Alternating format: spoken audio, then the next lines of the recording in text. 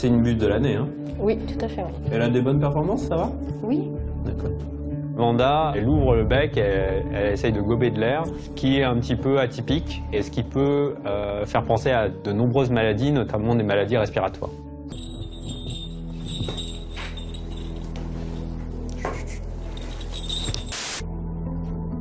Ok. Je veux bien que tu plaques les ailes contre elles. Voilà.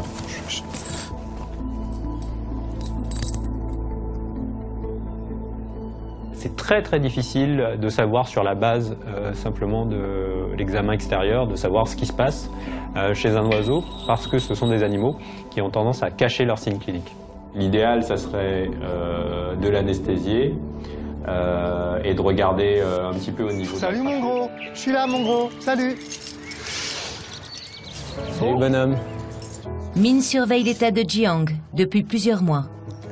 Salut mon gros. Chut, tu sors? Tu sors mon bébé? Chut, sors. Jiang a un problème au niveau encéphale, donc il a l'équivalent de la maladie d'Alzheimer depuis 1 an et demi maintenant. Il tremble aussi, hein? Ouais, il y a des tremblements. Il tremble, mais tremble. Voilà, tombe pas, madame. Tombe pas. Bon, bah écoute, on va recontrôler tout ça, hein. Le but d'aujourd'hui, c'est de vérifier que sa maladie... Boval. L'équipe des vétérinaires s'apprête à anesthésier les 2 gorilles, Tamarila et sa fille Quimba.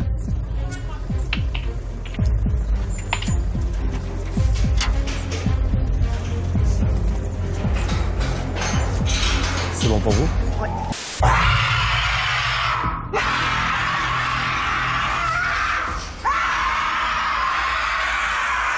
Arrivée sur place tout de suite d'emblée, Tamarila, elle est en stress, elle connaît très bien le fusil, le pistolet. Elle sait exactement qu'on va la flécher et ça l'inquiète. C'est impressionnant d'avoir cette femelle qui est en train de crier, et puis en plus on est sur un anthropoïde, c'est-à-dire un grand singe qui est proche de l'homme. Donc forcément, il y a quand même une sensibilité qui est pas la même. C'est pas agréable pour nous, maintenant ça fait partie du métier de vétérinaire. On sait qu'on le fait pour son bien.